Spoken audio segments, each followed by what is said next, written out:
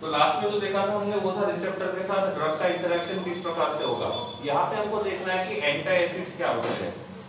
Last lecture में मैंने आपको बताया था कि कोई भी मतलब बॉडी में एक्शन जो होता है तो एक पर्टिकुलर सबस्ट्रेट जो होता है वो पर्टिकुलर रिएजेंट के साथ क्या करेगा, पर्टिकुलर एंजाइम के साथ बॉन्ड बनाएगा। तो हम बोलते हैं उसको एंजाइम प्लस सबस्ट्रेट का रिएक्शन, और यहाँ पे हमको प्रोडक्ट मिलेगा। फाइनली लिखा मैंने प्रोडक्ट में दो बातें हैं, आइदर ये हेल्दी रहेगा आइदर ये अनहेल्दी रहेगा।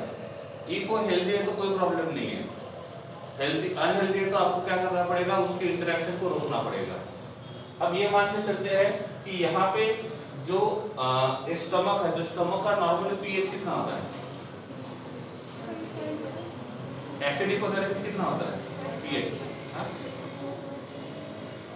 पीएच कितना होता है स्टमक का 5.5, 1 से लेकर 3 या 1 से लेकर 2, 1 से लेकर 3। तो नॉर्मली ये होता है, इसको हम लोग 1 से लेकर 3 ऐसा कंसीडर करते हैं कि पीएच कितना होना चाहिए। इफ इतना पीएच है तो हमने जो फूड खाया था उसका डाइजेशन प्रॉपर्ली होगा। ठीक है, कभी कभी ऐसा होता है हमने ज्यादा इसका मतलब कुछ ऐसा फूड खा लिया जिसमें एसिड, जिसके वजह से इसका एसिड का लेवल चेंज हो गया। तो इफ इसका एसिड का लेवल चेंज हो जाएगा तो स्टमक का जो डाइजेशन का प्रोसेस रहेगा वो प्रॉपर्ली नहीं होगा, और उस प्रोसेस को हम बोलते हैं एसिडिटी। और जब एसिडिटी होता है तो एसिडिटी को कम करना है तो हमको एंटी एसिड यूज करना है। ठीक है, हम ये मान के चलते हैं कि एसिडिटी बढ़ गई है तो हमको एसिडिटी को कम करना है, तो सिंपल सी बात है, यहाँ पे क्या ऐड करना पड़ेगा, बेस। क्योंकि एसिडिटी बढ़ी है तो उसको हम लोग कम करने के लिए क्या करेंगे, बेस को ऐड करेंगे। ठीक है, तो स्टमक के अंदर जो नॉर्मली HCl का सिक्रीशन होता है वो इसलिए होता है ताकि वो स्टमक का जो नेचर रहेगा वो कैसा होना चाहिए, एसिडिक मेंटेन होने के लिए। कभी कभी किसी पर्टिकुलर रीजन के वजह से स्टमक के अंदर का एसिड का क्वांटिटी बढ़ जाता है, और एसिड का क्वांटिटी बढ़ने की वजह से स्टमक जो रहेगा वो प्रॉपर्ली काम नहीं करता है, उसको बोलते हैं हम लोग एसिडिटी। और इसी की वजह से स्टमक के अंदर हल्का सा इरिटेशन भी होता है। तो इसको कम करने के लिए हम लोग क्या करते हैं, ईनो वगैरह जो आता है उन टैबलेट, उसको हम उस पाउडर को हम लोग क्या करते हैं, यूज करते हैं। तो जो इस एसिडिटी को कम करता है, तो एसिडिटी को कम कर रहा है, इसलिए हम इसको बोलते हैं एंटी एसिड। तो इसको जनरली कहा जाता है एंटा एसिड। तो इतना तो कंफर्म है कि ये जो एंटा एसिड्स रहेंगे ये क्या होने चाहिए, बेसिक नेचर वाले होने चाहिए। अब मैंने आपको पूछा, मेरे पास यहाँ पे है H2CO3, तो ये किसका काम करेगा, एसिड का या बेस का, एसिड का काम करेगा। और ये एसिड का काम करेगा तो हमको देगा H+N+ ये बनेगा H अटैच टू CO3-1। अब इसको मैं क्या बोलूं, एसिड बोलूं या बेस बोलूं? नॉर्मली मैंने पूछा ये एसिड है कि बेस है, नॉर्मली कॉन्जुगेशन के फॉर्म में नहीं चाहिए, सिंपल फॉर्म में चाहिए। अब एसिड है कि नहीं ये कैसे पता चलेगा, वो H+N दे रहा है कि नहीं दे रहा है। अब ये मान के चलते इसके पास एसिडिक हाइड्रोजन है, आया नहीं, इसके पास एसिडिक हाइड्रोजन है तो ये H+N देगा, H+N देगा तो काम एसिड का करेगा। बेस का काम करने के लिए नॉर्मली दो प्रॉपर्टीज होनी चाहिए, या तो H+N गेन करेगा या तो OH- लूज करेगा। अब ये जो हमारे पास मॉलिक्यूल है क्या फिर से वो H+N गेन कर सकता है या OH- दे सकता है, हाँ क्या कर सकता है? इसका हम स्ट्रक्चर देखेंगे तो स्ट्रक्चर क्या है, H attach to O attach to C double bond O attach to O-। सही है। अब इसके पास एक क्या है, O- है, ये O- क्या करेगा, H+N को गेन करेगा, और इफ H+N को गेन करता है तो ये किसका काम करेगा, बेस का।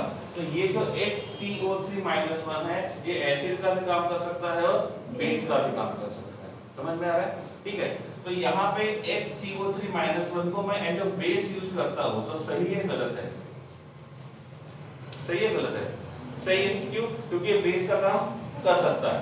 अब मैंने बोला ये HCO3-1 जो रहेगा वो एसिड है, सही है गलत है, सही है। क्यों? क्योंकि H+N भी दे सकता है। तो यहाँ पे जो एंटा एसिड्स है उस एंटा एसिड को जो रहेगा वो किसका काम करेगा, बेस का काम करेगा। तो मैं यहाँ पे HCO3-1 को एज ए एंटी एसिड करके यूज कर सकता हूँ। सही है। मैंने बोला मेरे पास यहाँ पे NaOH है, तो क्या मैं NaOH को एज ए एंटी एसिड करके यूज कर सकता हूँ? Yes. सही है ना। क्यों? क्योंकि एंटी एसिड मतलब एसिड को न्यूट्रलाइज करने वाला, वो कौन होगा, बेस। और यहाँ पे किसका काम कर रहा है, बेस का। मैं यहाँ पे HBr को as a anti acid use नहीं कर सकता, क्योंकि ये जो HBr है वो किसका काम नहीं करता, बेस का काम नहीं करता है, वो एसिड का काम करता है। समझ रहे हैं ना। तो अब यहाँ पे मैंने क्या किया, NaHCO3 को यूज किया। अब ये NaHCO3 जो रहेगा वो काम किसका कर रहा है, बेस का। दोनों का काम कर सकता है। अब NaHCO3 का रिएक्शन हमने H2 के साथ किया। स्ट्रक्चर क्या है, H attach to O attach to C double bond O minus और Na plus. NaHCO3 sodium hydrogen carbon, जिसको हम बोलते हैं बेकिंग सोडा, वॉशिंग सोडा।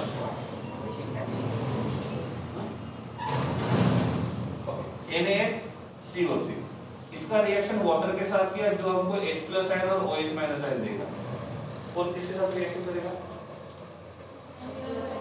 ये Na प्लस जो रहेगा किसके साथ जाएगा, OH के साथ, और ये जाएगा इसके साथ। तो यहाँ पे मिलने वाला प्रोडक्ट क्या रहेगा, NaOH।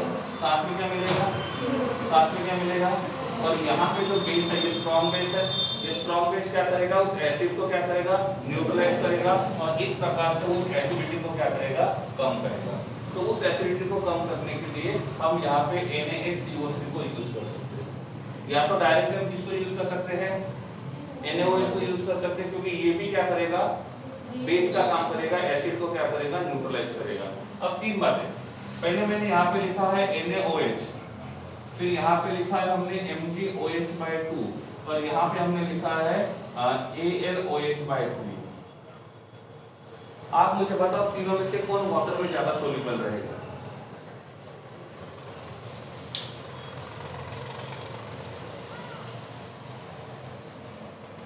और क्यों, वो मस्त है, क्यों?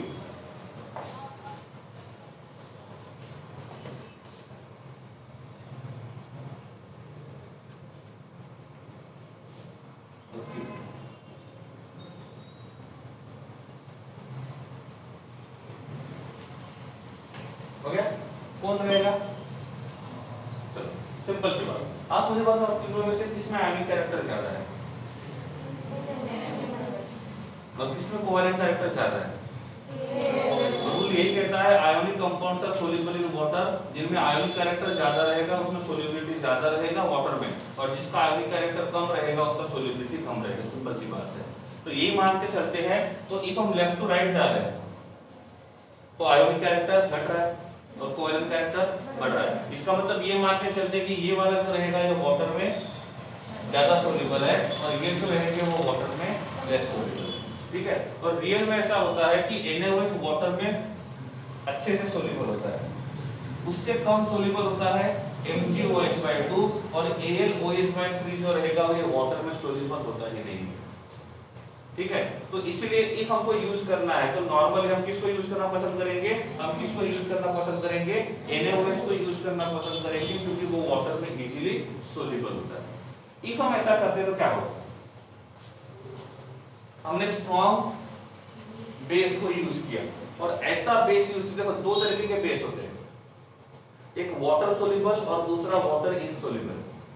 हम वाटर सोल्यूबल बेस को ऐड करते हैं, तो अभी मान के चलते भी ये 0 है, यहाँ पे pH 7 है और यहाँ पे pH 14 है। अब pH इतना है, इसका मतलब हमने इसमें बेस मिला दिया, तो ये pH को बढ़ाएगा, कम करेगा। pH की बात कर रहा हूं मैं, pH को बढ़ाएगा, तो ये pH जो रहेगा वो इस साइड में जा रहा है। अब दो पॉसिबिलिटी है, क्या pH 7 पे जाके रुकेगा या pH आगे जाएगा। ये डिसाइड करने का काम करता है कि वो बेस कैसा है। इफ वो बेस वाटर सोल्यूबल है तो यहां तक लेके जाएगा, इफ वो वाटर इनसोल्यूबल है तो वो 7 तक ही लेके आएगा। समझा है? दोनों में डिफरेंस है। जो वाटर सोल्यूबल बेस होते हैं वो क्या करते हैं, पीएच को पहले एसिड को न्यूट्रल सॉल्यूशन बनाएंगे, न्यूट्रल सॉल्यूशन को बेसिक सॉल्यूशन बनाएंगे। लेकिन जो वाटर इनसोल्यूबल बेस होते हैं वो क्या करते हैं, उस एसिडिक सॉल्यूशन को न्यूट्रल बनाएंगे, न्यूट्रल को बेसिक नहीं बना सकते। जैसे हम यहाँ पे बेस के लिए पढ़ रहे हैं वैसे एसिड के लिए भी वैलिड है, ठीक है। तो अब यहाँ पे दो पॉसिबिलिटी है।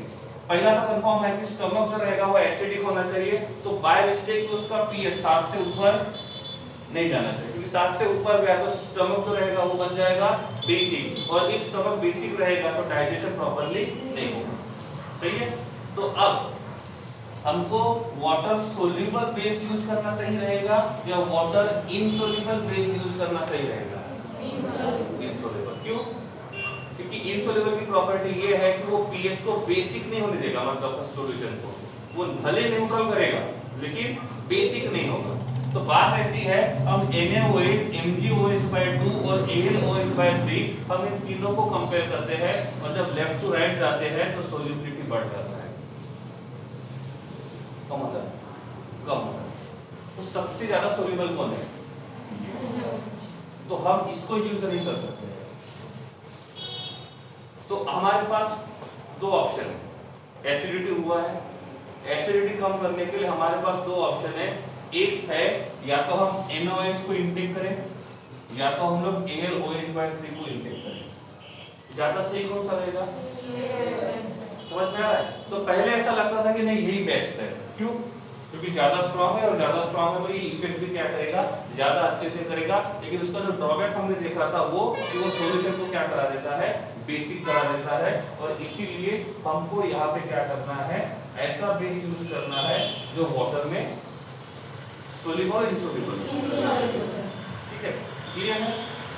अब histamine stimulates the secretion of pepsin and HCl, इसके बारे में तो थोड़ा सा बताया था मैंने, ठीक है।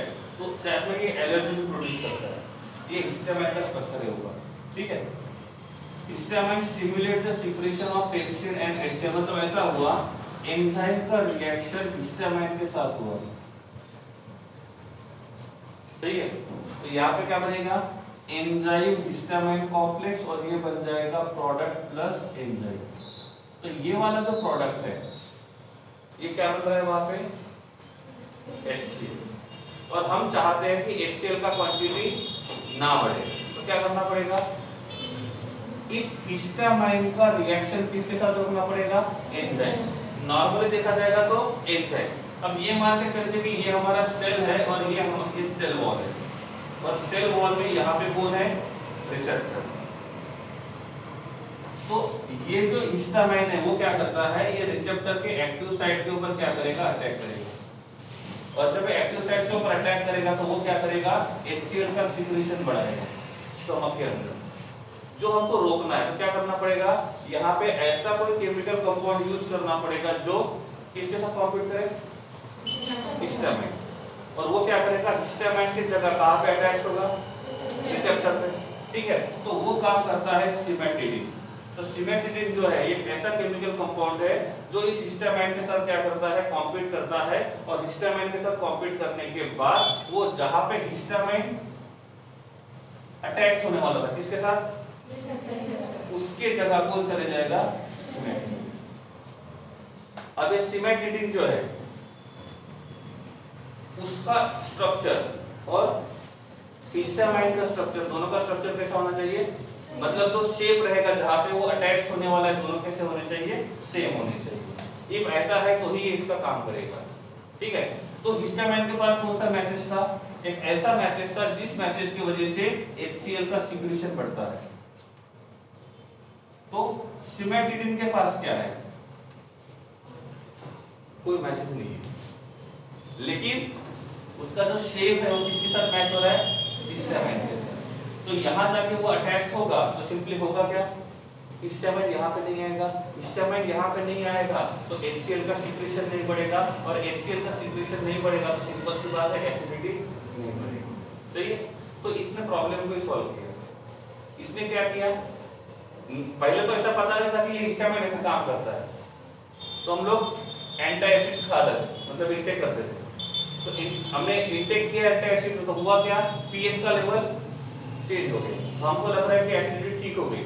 लेकिन एक दिन के बाद फिर से हमने क्या किया, ड्रग्स का इंटेक बंद कर दिया, तो फिर से क्या हुआ, एसिडिटी शुरू हो गई। तो इसका रीजन ये था कि हिस्टामाइन का जो रिसेप्टर के साथ इंटरेक्शन था वो हमने बंद नहीं किया।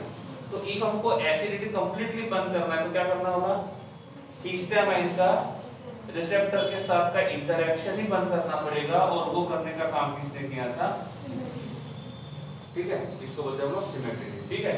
हिस्टामाइन को बोलते हैं वासोडायलेटर, मतलब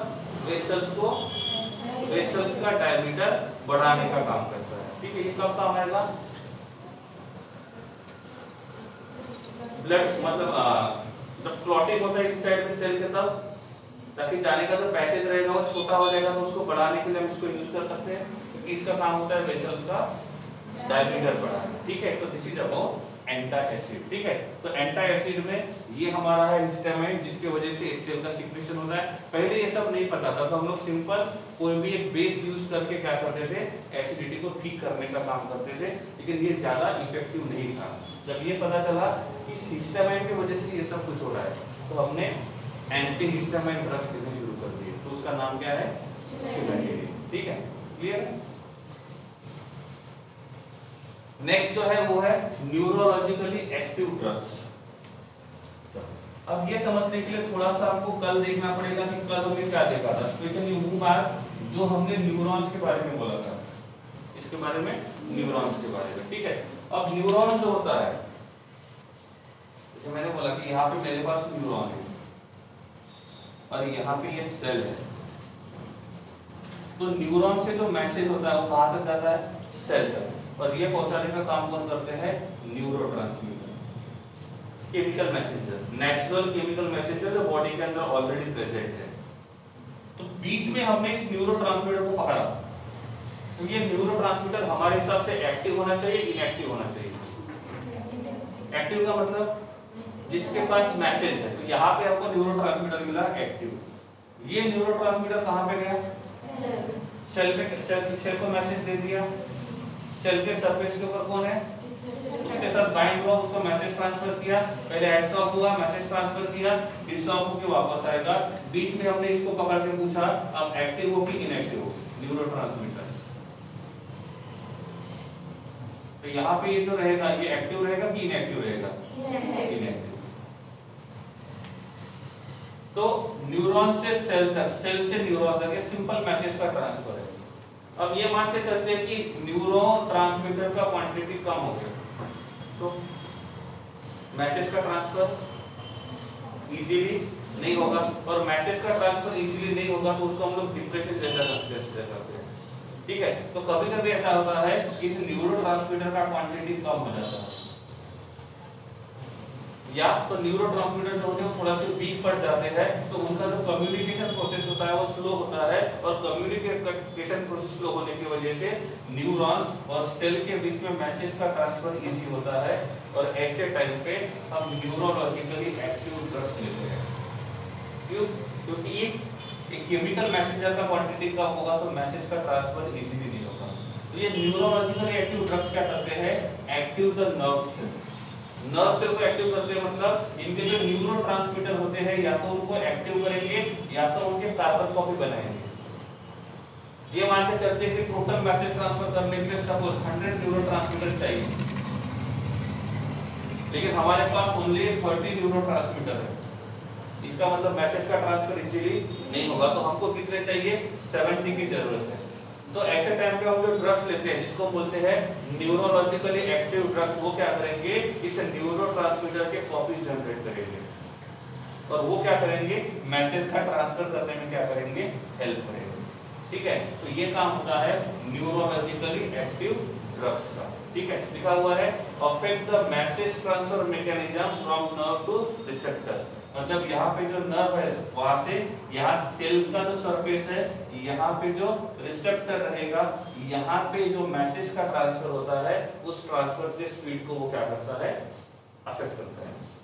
दो टाइप के न्यूरोलॉजिकल एक्टिव ड्रग्स होते हैं, एक होता है ट्रैंक्विलाइजर और दूसरा होता है एनाल्जेसिक। इनमें से मैंने थोड़ा सा बताया था एक के बारे में, कौन, एनाल्जेसिक। ठीक है, तो एनाल्जेसिक क्या करता है, किसका काम करता है, पेन किलर का काम करता है। किसका काम करेगा, पेन किलर। ठीक है,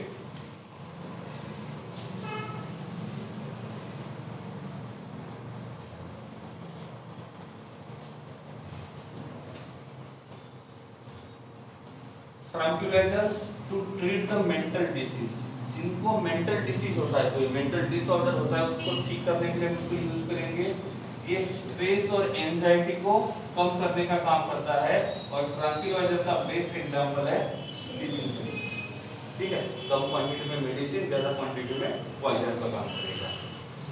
नॉर एड्रेनालिन नाम का एक न्यूरोट्रांसमीटर होता है जो हमारे मूड को चेंज करने में हेल्प करता है। ठीक है, तो कभी कभी ऐसा होता है इफ इस नॉर एड्रेनालिन का क्वांटिटी कम है तो आपको डिप्रेस महसूस होगा। मैंने दो बातें बोली थी, या तो ये वीक पड़ गया है या तो इसका क्वांटिटी कम है। कुछ लोग बोलते हैं कि उसको कुछ काम करना है, तो कुछ लोगों की चाय की आदत होती है कि जब तक वो चाय नहीं पिएंगे तब तक उनका कुछ काम में मन नहीं लगता। इसका मतलब उनके बॉडी के अंदर के जो न्यूरोट्रांसमीटर है वो एक्टिव कब होते हैं, जब उनको मतलब वो एक उनके लिए क्या हो गया, एक आदत सी हो गई है। कुछ लोगों को ये मतलब हैबिट हो ही जाती है कि जब तक वो चाय नहीं पिएंगे तब तक वो कुछ काम नहीं करते। तो हर किसी को अलग अलग, कोई टोबैको खाता है, कोई मतलब जो भी कुछ है, ठीक है, तो वो उनको उसके हिसाब से होता है। तो वो काम मतलब जो सब्सटेंस वो लोग इंटेक करते हैं वो करता क्या है, वो क्या करता है, उनको उनके बॉडी के अंदर के जो न्यूरोट्रांसमीटर्स होते हैं उनको क्या करता है, वो एक्टिवेट करने का काम करता है। तो ये एक तरीका हुआ। कब, जब वो न्यूरोट्रांसमीटर वीक पड़ गए तो उनको एक्टिव करना है। दूसरा बात, जब न्यूरोट्रांसमीटर कम हो गए तो हमको एक्स्ट्रा ऐड करने होंगे। ठीक है, तो यहाँ पे नॉर एड्रेनालिन जो है ये भी एक न्यूरोट्रांसमीटर है जो मैसेज ट्रांसफर करने का काम करता है। तो कभी कभी ऐसा होता है कि नॉर एड्रेनालिन का क्वांटिटी कम हो गया है तो हमको डिप्रेस महसूस होता है। अब क्वेश्चन ये आता है कि नॉर एड्रेनालिन का क्वांटिटी कम क्यों हुआ, क्योंकि हमारे बॉडी के अंदर के कुछ एंजाइम्स जो होते हैं वो क्या करते हैं, इस नॉर एड्रेनालिन को क्या करते हैं, डिकम्पोज करते हैं, इनडायरेक्टली उसको डाइजेस्ट कर देते हैं, खा जाते हैं। तो इससे क्या हुआ कि नॉर एड्रेनालिन का क्वांटिटी कम हुआ। तो जो न्यूरोट्रांसमीटर मैसेज को ट्रांसफर कर रहे थे उनका क्वांटिटी कम हो गया। जब उनका क्वांटिटी कम हो जाएगा तो मैसेज ट्रांसफर करने का जो स्पीड रहेगा वो भी कम हो जाएगा, और ऐसे टाइम पे हम उसको बढ़ाने के लिए एंटी डिप्रेशन ड्रग्स को यूज करते हैं, और इन एंटी डिप्रेशन ड्रग्स को हम ट्रैंक्विलाइजर्स बोलते हैं। Tranquilizers are anti depression drug, या तो हम इनको स्लीपिंग पिल्स भी बोल सकते हैं। ठीक है, तो this is about the tranquilliser. Analgesic pain killer करने का काम करते हैं। एनाल्जेसिक को दो फॉर्म में डिवाइड करते हैं, एक होता है नार्कोटिक और दूसरा होता है नॉन नार्कोटिक। ठीक है, नॉर्मली हम जो ड्रग्स यूज करते हैं वो नॉन नार्कोटिक्स होते हैं। परमिशन नॉन नार्कोटिक्स के, नार्कोटिक्स के नहीं है। ठीक है, नार्कोटिक्स क्या है, एग्जांपल है मॉर्फिन, स्ट्रक्चर ड्रॉ किया है। ठीक है, ये मॉर्फिन जो होता है वो नार्कोटिक ड्रग्स है। इनको यूज ज्यादा क्यों नहीं करते हैं, इन दोनों में फर्क क्या है। ये जो होता है वो एडिक्टिव होता है, आप कुछ टाइम इसको इंटेक करते हो तो इसकी आदत कर जाती है। इनका ऐसा नहीं होता है, मतलब ऐसा नहीं कि फीवर है तो आपने 4 दिन पैरासीटामोल खाया तो 5 दिन में आपको ऐसा लगे कि हमको पैरासीटामोल लेना ही है, क्योंकि नॉन नार्कोटिक है। लेकिन इसमें ऐसा नहीं होगा, आपने 4-5 दिन या 1 हफ्ता तक इसका यूज किया तो आपको ऐसा लगता है कि यही हमारे लिए सही है। पता होता है कि ये सही नहीं है, उनको बताते हुए, मतलब सपोज कोई इंटेक कर रहा है उसको सभी बात समझ में आती है कि ये सही नहीं है, ये हमारे लिए हार्मफुल है, फिर भी उस आदत को छोड़ नहीं पाते, तो उसको बोलते हैं हम लोग एडिक्टिव। तो नार्कोटिक और नॉन नार्कोटिक में यही फर्क है, एक होता है एडिक्टिव, दूसरा होता है नॉन एडिक्टिव। ठीक है, तो इनकी परमिशन नहीं है। तो ये कब यूज करते हैं, eight extreme stage of cancer, तब बॉडी में पेन इतना ज्यादा होता है कि वो पेन हम सह नहीं सकते, तो उस टाइम पे हम ऐसा पेन किलर यूज करते हैं जो उस पेन को प्रॉपर्ली क्या करे, कम करे। पेन प्रॉपर्ली कम नहीं करेंगे, पेन हो रहा है ये मैसेज ब्रेन तक नहीं पहुंचाने का काम करेंगे, मतलब वो रिसेप्टर को क्या करते हैं, ब्लॉक करते हैं। तो ये है नार्कोटिक ड्रग्स। ठीक है, ये ज्यादा डेंजरस होते हैं। ठीक है, नॉन नार्कोटिक नॉर्मली हम ये सब यूज करते हैं, एस्पिरिन, डिस्प्रिन नहीं है, एस्पिरिन है, तो डिस्प्रिन का टैबलेट दिखा देना, और दूसरा पैरासीटामोल है। पैरासीटामोल को हम लोग एज अ एंटीपायरेटिक ड्रग्स से यूज करते हैं, फीवर को कम करने के लिए क्या करते हैं, यूज करते हैं।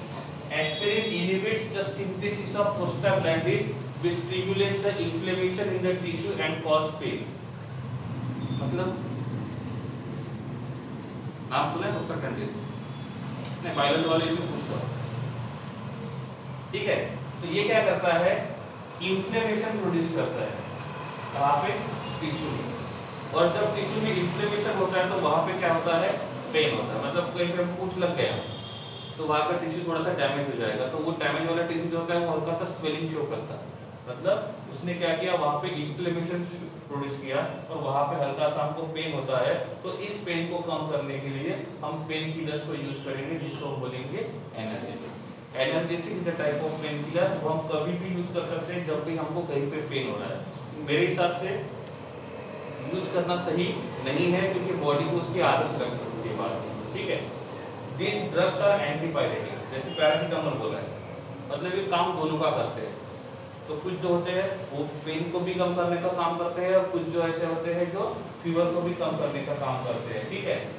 जैसे एस्पिरिन जो है प्रिवेंट द प्लेटलेट्स कोएगुलेशन, तो उसका ये भी एक अच्छा काम है, ठीक है। तो हम एस्पिरिन को फिर से यहाँ पे भी क्या कर सकते हैं, हम यूज कर सकते हैं, क्योंकि इसके पास एंटी ब्लड क्लॉटिंग एक्शन होती है, और इसीलिए जो एस्पिरिन होता है वो हार्ट अटैक को प्रिवेंट करने के लिए हम लोग क्या कर सकते हैं, यूज करते हैं। हार्ट अटैक होता क्यों है, ब्लड क्लॉट होता है किसमें,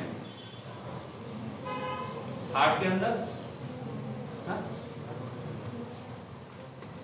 या वेन में, आर्टरीज में, वेन आर्टरीज अलग अलग है, हमारे तो सेम ही है, ठीक है, इस प्रकार। तो वो जो ब्लॉक होता है उस ब्लॉक को ठीक करना है, तो वहां पे जो ब्लड का कोएगुलेशन हुआ है उस कोएगुलेशन को क्या करना है, आपको कम करना है। तो वो कम करने के लिए एस्पिरिन को यूज करेंगे।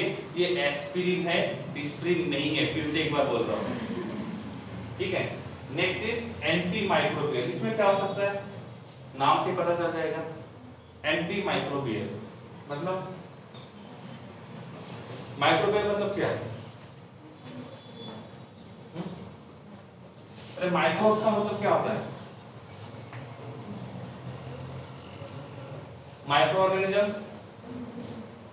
बोल सकते हैं। वायरस बैक्टीरिया एक ही है, अलग अलग है? नहीं, वायरस और बैक्टीरिया एक ही है क्या अलग अलग होते हैं? क्या फर्क होता है?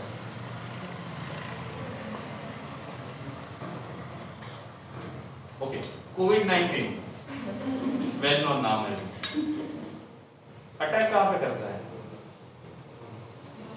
कौन से बॉडी के ऑर्गन के ऊपर ज्यादा अटैक करता है, क्यों, उसको वही जगह क्यों पसंद है, सोचने वाली बात है, क्यों? मतलब एक वायरस है ना, वो वायरस है बैक्टीरिया है, आपको तो डिफरेंस पता है, जाएगा, ठीक है। अब वो वायरस लंग्स में ही अटैक करने का मेन रीजन ऐसा है क्योंकि लंग्स के जो रिसेप्टर्स होते हैं उनका शेप और उस वायरस के ऊपर जो कांटे होते हैं उनका शेप मैच होता है। तो इफ वो दोनों एक दूसरे के साथ मैच करते हैं तो ही वो वहां पे अटैक कर सकता है। तो दैट इज द रीजन कि कोविड-19 का जो वायरस है वो लंग्स पे अटैक इसलिए करता है क्योंकि उनके जो रिसेप्टर्स होते हैं उनके साथ उसकी बॉन्डिंग अच्छी बनती है। तो दैट इज द रीजन कि वो अटैक क्यों करता है। मतलब हम जो रिसेप्टर पढ़ा था उसका इतना ज्यादा रोल है। जो पर्टिकुलर वायरस पर्टिकुलर ऑर्गन पे अटैक इसलिए करता है क्योंकि उनका रिसेप्टर के साथ बॉन्डिंग मैच होता है।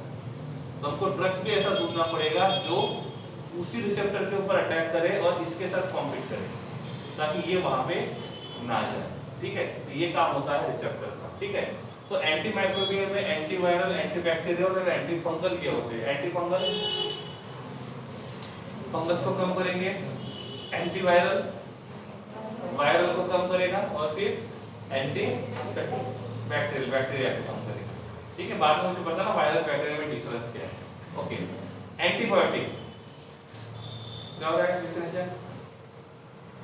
एंटीबायोटिक एक ऐसा ड्रग्स है जो किसी डिसीज को क्योर करने के लिए हम लोग यूज करते हैं।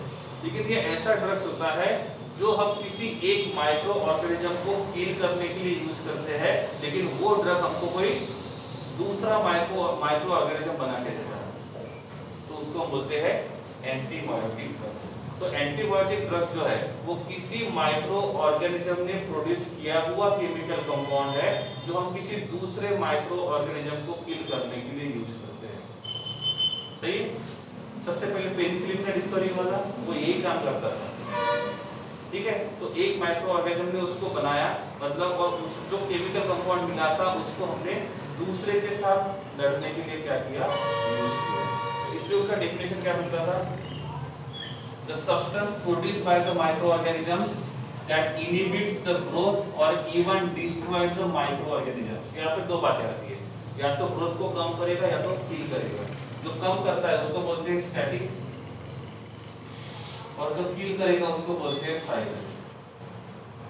तो ड्रग्स दो टाइप के होते हैं। सपोज किसी बैक्टीरिया ने हमारे किसी वायरस ने हमारे बॉडी को अटैक किया तो दो पॉसिबिलिटी है, या तो हम जो ड्रग्स यूज करेंगे वो कंप्लीटली उसको किल कर देगा, तो उस ड्रग को हम बोलेंगे it is a silent type of drug. और कुछ ड्रग्स ऐसे होते हैं वो उस वायरस या बैक्टीरिया को मारते नहीं है, वो क्या करते हैं उनकी ग्रोथ को स्टॉप करते हैं, कंप्लीटली डिस्ट्रॉय नहीं किया उसको, उनकी ग्रोथ को स्टॉप किया, तो उसको हम बोलेंगे स्टैटिक। स्टैटिक का मतलब होता है ग्रोथ को स्टॉप करना। दो टाइप के होते हैं, ठीक है। जैसे यहाँ पे इरिथ्रोमाइसिन एंड पेनिसिलिन दो अलग अलग दिए। तो इनिशियल का डेफिनेशन क्या था, किसी माइक्रो ऑर्गेनिज्म से बना हुआ सब्सटेंस जो दूसरे माइक्रो ऑर्गेनिज्म को किल करने के लिए काम आएगा, that is called as the antibiotic. लेकिन अभी ऐसा नहीं है। अभी क्या है, ये माइक्रो ऑर्गेनिज्म जो केमिकल कंपाउंड प्रोड्यूस करते हैं उसी केमिकल कंपाउंड को हम लेबोरेटरी में भी प्रोड्यूस कर सकते हैं।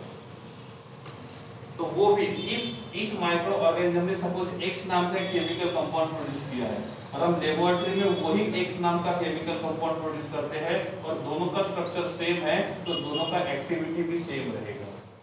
तो इसलिए जो मॉडिफाइड डेफिनेशन रहेगा वो ऐसा रहेगा, या तो माइक्रो ऑर्गेनिज्म से या तो सिंथेटिकली जो हम लोग ड्रग्स प्रोड्यूस करते हैं उसको हम बोलेंगे एंटीबायोटिक। क्या बोलेंगे, एंटीबायोटिक। नॉर्मली इनको दो टाइप में डिवाइड किया जाता है, माइक्रो बायोस्टैटिस्टिक और माइक्रो बायोसाइड। तो इरिथ्रोमाइसिन जो रहेगा वो ग्रोथ को स्टॉप करेगा, लेकिन पेनिसिलिन जो रहेगा वो क्या करेगा, किल करेगा। तो एक को हमने बोला स्टैटिक और दूसरे को हमने बोला है साइलेंट। साथ में और तीन पार्ट में उनको डिवाइड किया जाता है, वाइड रेंज, नैरो रेंज और लिमिटेड रेंज। इसमें क्या हो सकता है, नॉर्मली सोचे तो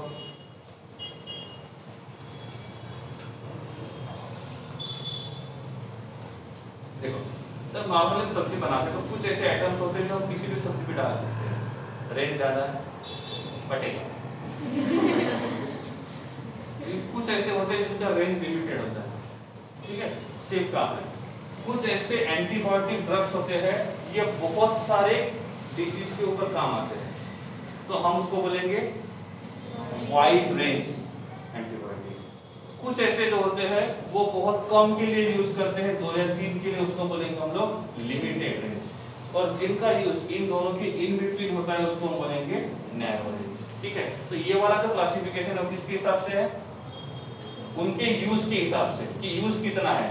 एक ही का यूज बहुत ज्यादा हो रहा है तो उसको बोलेंगे हम लोग वाइड रेंज, एक का यूज बहुत कम के लिए हो रहा है तो इसको बोलेंगे हम लोग नैरो रेंज। ये वाला जो क्लासिफिकेशन है किसके हिसाब से है, उनका काम कैसा है, वो उस बैक्टीरिया को किल करने का काम करता है या उसकी ग्रोथ को स्टॉप करने का काम करेगा।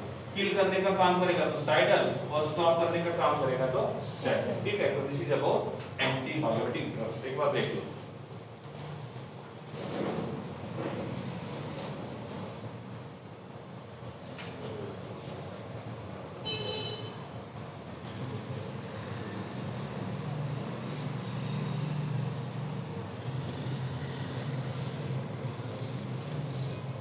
Antiseptic,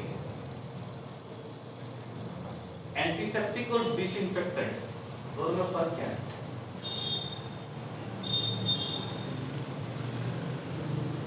antiseptic and disinfectant,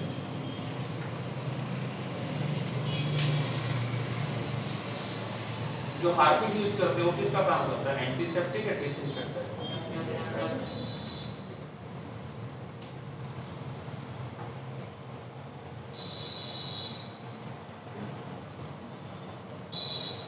Dettol. ऐसा जरूरी नहीं कि ये यहाँ पे लिखा है। दूसरा पॉइंट इसमें ये भी हो सकता है डिसइंफेक्टेंट। आपको ये दिखा तो इसका मतलब ये नहीं कि यहाँ पे जो ड्रॉ किए सब इसी के होने चाहिए, हो भी सकते हैं न्यूट्रल। बोला एंटीसेप्टिक और डिसइंफेक्टेंट दोनों में फर्क क्या है? एग्जांपल के हिसाब से बताओ। Dettol is a type of पक्का हार्पिक,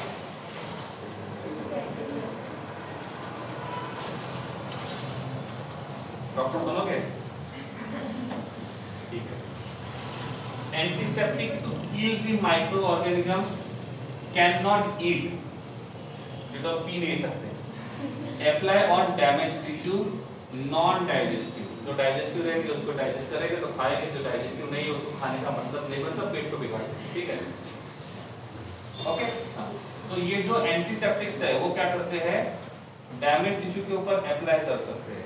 अब हम डेटॉल की बात करते हैं। इस कहीं पे इंजरी हो गई तो वहां पे डेटॉल को लगा सकते हैं। तो डेटॉल जो रहेगा वो किसका काम करेगा, एंटीसेप्टिक का काम करेगा। ठीक है। टिंचर आयोडीन यहाँ पे जो लिखा हुआ है, इनिशियली इसका ज्यादा यूज हो रहा था। अभी तो डेटॉल वगैरह आए, इनिशियली डेटॉल का यूज बहुत कम करते थे, ये टिंचर आयोडीन का यूज ज्यादा करते थे, जो ब्राउन कलर का लिक्विड आता था। It is 2 to 3% alcohol water mixture, जो होता है वो किसका काम करता है, एंटीसेप्टिक का काम करता है। 0.2% phenol act as a antiseptic, मतलब 0.2% फिनॉल का जो सॉल्यूशन बनाएंगे वो किसका काम करेंगे, एंटीसेप्टिक का। 0.2 ध्यान रखना है, आगे जाके इसका परसेंटेज चेंज होने से इसके एक्टिविटी भी चेंज हो जाएगी। हार्पिक जो रहेगा वो किसका काम करता है, दोनों में फर्क क्या है, पहला वाला जो था वो लिविंग थिंग्स के लिए यूज करते हैं, दूसरा वाला जो रहेगा वो नॉन लिविंग थिंग्स के लिए। ठीक है। Apply on non living things, तो यहाँ पे लगाने की और खाने की बात ही नहीं है, सिर्फ लगाने वाली बात है। 1% फिनॉल सॉल्यूशन, इसके पहले वाला था 0.2%, तो 0.2% वाला जो है वो एंटीसेप्टिक का काम करता है, और 1% जो रहेगा वो किसका काम करेगा, डिसइंफेक्टेंट। तो एंटीसेप्टिक और डिसइंफेक्टेंट का डिफरेंस क्या हो सकता है कि एंटीसेप्टिक जो रहेगा वो लिविंग थिंग्स के लिए यूज कर सकते हैं, लेकिन डिसइंफेक्टेंट जो रहेगा वो हम लोग लिविंग थिंग्स के लिए यूज नहीं करेंगे। एंटी फर्टिलिटी ड्रग्स, इसकी जरूरत क्या है, नॉर्मली हम लोग देखेंगे तो पॉपुलेशन का ग्रोथ जो रहेगा वो बहुत ज्यादा हो रहा है। इसका मेन रीजन ये है, इनिशियली मेडिकल फैसिलिटीज ज्यादा अवेलेबल नहीं थे, तो ये उस टाइम पे कुछ डिसीज हो जाते थे तो उनको क्योर होने का चांस कम होता था। अभी आजकल ऐसे मेडिसिन मतलब फैसिलिटीज आ गए हैं कि लोग ब्रेन के अंदर मतलब ब्रेन के अंदर का भी ऑपरेशन करके पेशेंट को बचा लेते हैं। ठीक है, तो इससे क्या हो रहा है, पॉपुलेशन बढ़ रहा है, पॉपुलेशन तो बढ़ रहा है लेकिन कुछ पर्टिकुलर पॉपुलेशन के पास ही उतना अमाउंट बढ़ रहा है कि वो अपने सभी फैसिलिटीज को प्रॉपर्ली कंप्लीट करें, मतलब सभी जो अपने नीड्स होते हैं प्रॉपर्ली कंप्लीट करें। बहुत सारा एक पॉपुलेशन है जिसके पास खाने के लिए भी प्रॉपर मतलब पैसे नहीं होते हैं, मतलब उतना उनका इनकम नहीं होता है कि वो अपने नीड को प्रॉपर्ली फुलफिल कर पाए। ऐसे टाइम पे लैक ऑफ न्यूट्रिशन की वजह से ऐसा हो जाता है, क्योंकि हमारे कंट्रीज में तो हालत अच्छी है, तो दूसरे कंट्रीज के आप देखोगे स्पेशली साउथ अफ्रीका वगैरह, तो वहाँ पे कंडीशन बहुत बेकार है। ठीक है, लोग भूखे मर रहे हैं क्योंकि उनके पास खाने के लिए नहीं। तो ऐसे कंडीशन इसलिए आते हैं क्योंकि पॉपुलेशन इतना ज़्यादा बढ़ गया है कि वहाँ से जो फूड का जो प्रोडक्शन है उसके कंपेयर में पॉपुलेशन बहुत ज़्यादा है, और इसलिए उनको प्रॉपरली फूड नहीं मिल पाता है। नॉर्मली हम बात करते हैं पिज़्ज़ा की, तो पिज़्ज़ा जो है वो किसके लिए बना है, उन लोगों के लिए बना है जहाँ पे फ्रेश फूड अवेलेबल नहीं होता है, तो वो उसको बाद में मतलब खा सकते हैं। लेकिन जहाँ पे फ्रेश फूड अवेलेबल है वहाँ पे इसकी जरूरत नहीं है, क्योंकि वैसे भी वो ज़्यादा हमारे सेहत के लिए अच्छा नहीं है, फिर भी हम लोग उसका क्वांटिटी दे रहे हैं, उसको इंक्लूड कर रहे हैं अपने लाइफ। हमारे पास फ्रेश फूड अवेलेबल होने के बाद भी, तो जहाँ पे फूड अवेलेबल नहीं होता है तो उनके बॉडी के ऊपर इस प्रकार का इफेक्ट होता है। अब रिप्रोडक्शन तो आपने पढ़ा है बायोलॉजी में, रिप्रोडक्शन होने के लिए कौन से दो बातें जरूरी है, ओव्यूलेशन होना चाहिए, उनका फर्टिलाइजेशन होना चाहिए। जब ओव्यूलेशन होता है तो ओव्यूलेशन करने के लिए प्रोजेस्टेरॉन की जरूरत पड़ती है। अब तीन कंडीशन है, जितना क्वांटिटी प्रोजेस्टेरॉन का बॉडी में होना चाहिए उतना ही है तो फर्टिलाइजेशन होगा, उससे कम है तो जितना क्वांटिटी होना चाहिए बॉडी में प्रोजेस्टेरॉन का उससे कम है तो नहीं होगा। ठीक है, तो नॉर्मली ऐसा होता है कि मतलब जितना लेवल होना चाहिए उतना लेवल है तो हम उसको बोलेंगे कि वहाँ पे फर्टिलाइजेशन होगा, ओव्यूलेशन होगा नॉर्मली। इफ हमको एंटी फर्टिलिटी ड्रग्स यूज करना है तो वो क्या करते हैं, फर्टिलाइजेशन को रोकने का काम करते हैं। अब एक साइड से हम बोलते हैं कि प्रोजेस्टेरॉन जो रहेगा वो फर्टिलाइजेशन को होने से रोकता है या फर्टिलाइजेशन होने देता है। तो फर्टिलाइजेशन करने के लिए प्रोजेस्टेरॉन जरूरी है। और जो एंटी फर्टिलिटी ड्रग्स होते हैं उनके पास भी सिंथेटिक प्रोजेस्टेरॉन होता है। तो हमारे हिसाब से ये क्या होना चाहिए, फर्टिलिटी को बढ़ावा देने वाला होना चाहिए, सही है ना। लेकिन होता ऐसे है कि एक लिमिटेड अमाउंट ऑफ प्रोजेस्टेरॉन ही होता है, एक पर्टिकुलर कॉन्सेंट्रेशन की बात करते हैं केमिस्ट्री के हिसाब से। तो जितना लेवल होना चाहिए बॉडी में उतना लेवल है तो फर्टिलाइजेशन होगा।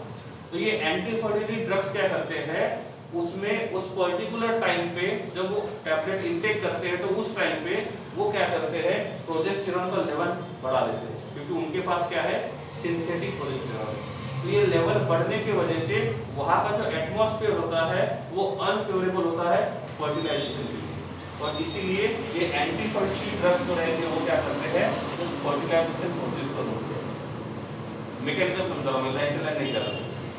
तो फर्टिलाइजेशन होने के लिए मेन कौन है, प्रोजेस्टेरॉन, जो बॉडी के अंदर सिक्रीशन नॉर्मली होता है नेचुरली। इफ हमको फर्टिलाइजेशन रोकना है तो क्या करना पड़ेगा, एंटी फर्टिलिटी ड्रग्स को यूज करना होगा। ये काम कैसे करेगा, इनके अंदर क्या है, सिंथेटिक प्रोजेस्टेरॉन। ये क्या करता है, प्रोजेस्टेरॉन का लेवल बढ़ा देगा, और प्रोजेस्टेरॉन का लेवल बढ़ जाएगा तो वो कंडीशन जो रहेगी वो फर्टिलाइजेशन के लिए अनफेवरेबल हो जाएगी, और इसीलिए वहाँ पे जो रहेगा वो फर्टिलाइजेशन नहीं होगा। इनको कॉन्ट्रासेप्टिव पिल्स भी कहते हैं। क्या कहते हैं, कॉन्ट्रासेप्टिव पिल्स। आजकल टीवी के ऊपर तो बहुत एडवर्टाइज आते रहता है। आर्टिफिशियल स्वीटनिंग एजेंट, मतलब नॉर्मल जो शुगर होता है उसको हम लोग यूज करते हैं स्वीटनिंग एजेंट, लेकिन आजकल क्या होता है, ऐसे आर्टिफिशियल स्वीटनिंग एजेंट्स यूज करते हैं, स्पेशली ये उन लोगों के लिए जो डायबिटिक पेशेंट है, तो उनके में आता है शुगर फ्री का है, तो वो इसी प्रकार का होता है। ठीक है, तो नेचुरल और आर्टिफिशियल दोनों में फर्क क्या है, नेचुरल वाला स्वीट टेस्ट प्रोड्यूस करता है, आर्टिफिशियल वाला भी स्वीट टेस्ट प्रोड्यूस करता है। नेचुरल में कैलोरीज प्रेजेंट होते हैं, आर्टिफिशियल में कैलोरीज नहीं होते। तो जो डायबिटिक पेशेंट होते हैं उनके लिए ये सही है, मतलब उनको लगेगा कि हमने कुछ स्वीट खाया, लेकिन उसकी वजह से जो मिलने वाली कैलोरीज थी वो उनको नहीं मिलेगी, और इसीलिए आजकल हम इनको यूज करते हैं। लिखा हुआ है they give the sweet taste but no calories value, मतलब वो कैलोरीज को प्रोड्यूस नहीं करेंगे, वो बस स्वीट को क्या करेंगे, मतलब स्वीट टेस्ट को क्या करेंगे, प्रोड्यूस करेंगे। यहाँ पे कुछ आर्टिफिशियल स्वीटनिंग एजेंट्स के नाम लिखे, टेक्स्ट में स्ट्रक्चर के साथ दिया है, ब्रैकेट में कुछ नंबर लिखा हुआ है। ये नंबर है कि वो नेचुरल शुगर के कंपेयर में कितने ज्यादा स्वीट है, सही है। तो इफ आपको बहुत ज्यादा क्वांटिटी में कुछ बनाना है जिसमें आपको नेचुरल स्वीटनर यूज नहीं करना है, आर्टिफिशियल यूज करना है, तो आप इनको यूज कर सकते हो। आप इसका यूज करोगे तो इसका क्वांटिटी आपको कम से कम लगेगा। तो ये जो है वो नेचुरल शुगर के 2000 टाइम्स ज्यादा स्वीट है, ठीक है। तो इसलिए इनका क्वांटिटी जो रहेगा वो हमको बहुत क्या करना पड़ेगा, कम यूज करना पड़ेगा। फूड कलर, आजकल जो सब्जी बनाते हैं वहाँ पे भी फूड कलर को यूज करते हैं, मतलब ग्रीन दिखनी चाहिए तो वहाँ पे पालक की जगह ग्रीन कलर डाल देते हैं, ठीक है। जैसे यहाँ पे जो डिफरेंट आइसक्रीम्स है, डिफरेंट कलर की जो आइसक्रीम्स है ना, इसको क्या बोलते हैं, बनाना बोट, यही है क्या, ठीक है, ठीक है। तो ये जो आइसक्रीम होता है इनका जो कलर होता है वो कलर भी एक केमिकल कंपाउंड है। तो बहुत सारे केमिकल कंपाउंड को हम ऐसे डाई करके यूज करते हैं फूड में। फूड प्रिजर्वेटिव, फूड प्रिजर्वेटिव दो तरीके से हो सकते हैं, या तो हम फूड जो होता है, जैसे यहाँ पे आने के बाद मैंने देखा कि जो दाल होती है उसको ऑयल में भिगो के रखते हैं, ऑयल लगा के रखो, ठीक है, ताकि वो ज्यादा देर तक अच्छा रहना चाहिए, ठीक है। हमारे साइड में ऐसा नहीं होता है, हम मतलब ऑयल नहीं लगाते, या फिर उनके राइस को भी ऑयल लगा के रखते हैं, क्योंकि आपके पास कम होता है। हम मतलब कम क्वांटिटी यूज करते हो। हमारे साइड में राइस सिर्फ तीनों टाइम सुबह दोपहर शाम, तो राइस का क्वांटिटी ज्यादा है तो हम उनको ऐसा यूज नहीं करते, उसको नॉर्मली हम स्टोर करके रखते हैं ड्राई कंडीशन के हिसाब से। फूड खराब होगा कि नहीं होगा वो कंडीशन के हिसाब से डिपेंड करता है। कंडीशन क्लियर है, ड्राई है, मॉइस्चर नहीं है, तो फूड जो होता है वो ज़्यादा दिनों तक अच्छा होता है। तो ऐसे टाइम पे जो फूड को प्रिजर्व करने के लिए हम डिफरेंट क्या करते हैं, प्रिजर्वेटिव को यूज करते हैं। आजकल ऐसा कहा जाता है विनेगर जो होता है उसको एज अ फूड प्रिजर्वेटिव करके यूज किया जाता है, तो वो भी एक केमिकल कंपाउंड है। जो राइस होता है, इफ आपको राइस में ऑयल नहीं लगाना है तो वहाँ पे बोरिक एसिड पाउडर करके आता है, उस पाउडर को आप मिला देते हैं तो वो भी क्या करता है, फूड को प्रिजर्व करने में क्या करता है, हेल्प करता है। ठीक है, तो ऐसे बहुत सारे प्रिजर्वेटिव्स हम नॉर्मली दे सकते हैं ताकि उस फूड को हम लोग ज़्यादा से ज़्यादा देर तक क्या करें, अच्छे से रख सकें। और लास्ट में जो आएगा वो आएगा एंटीऑक्सीडेंट। इसका बेस्ट एग्जाम्पल जो वेफर्स आते हैं, चिप्स का पैकेट ले लेते हैं, वो बन के 1 महीना हुआ है तो भी जैसे कि वैसे, लेकिन आप उसको फोल्ड के रखते हो मतलब ओपन करके तो वो खराब हो जाता है। क्यों? क्योंकि उसका ऑक्सीडेशन हो जाता है। ठीक है, तो ये ऑक्सीडेशन रोकने का काम जो करते हैं उनको बोलते हैं हम लोग एंटीऑक्सीडेंट। तो जब उस फूड को पैकेट में पैक किया जाता है तो उसमें उसके अंदर का जो ऑक्सीजन होता है उसको निकाला जाता है, क्योंकि ऑक्सीजन वहां पे रहेगा तो फूड का क्या होगा, ऑक्सीडेशन होगा। और साथ में थोड़ा सा एंटीऑक्सीडेंट भी ऐड किया जाता है, वो क्या करेगा, बचा खुचा जो ऑक्सीजन रहेगा उसको क्या करेगा, वो इनटेक कर देगा। तो इससे क्या होगा, उस फूड के आसपास के एटमॉस्फेयर में ऑक्सीजन नहीं है तो उस फूड का ऑक्सीडेशन नहीं होगा। तो इस ऑक्सीडेशन को रोकने का जो काम करते हैं हम उनको बोलते हैं एंटीऑक्सीडेंट। ठीक है, इसलिए जो फूड का पैकेट होता है ये ओपन करके रखेंगे तो जल्दी खराब होता है, क्लोज और रखेंगे 10 दिन तो कुछ नहीं होगा। क्यों? ओपन करने से उसके अंदर का जो एंटीऑक्सीडेंट होता है वो निकल जाता है, और बाहर का जो ऑक्सीजन रहेगा वो क्या करेगा, उस फूड के ऊपर अटैक करेगा और वो क्या करेगा, उस फूड का क्या करेगा, ऑक्सीडेशन करेगा। तो इस ऑक्सीडेशन को रोकने का काम जो करेगा उसको हम बोलेंगे एंटीऑक्सीडेंट। ठीक है, तो यहाँ आज के लिए मैं टेक्स्ट को बंद करूँगा।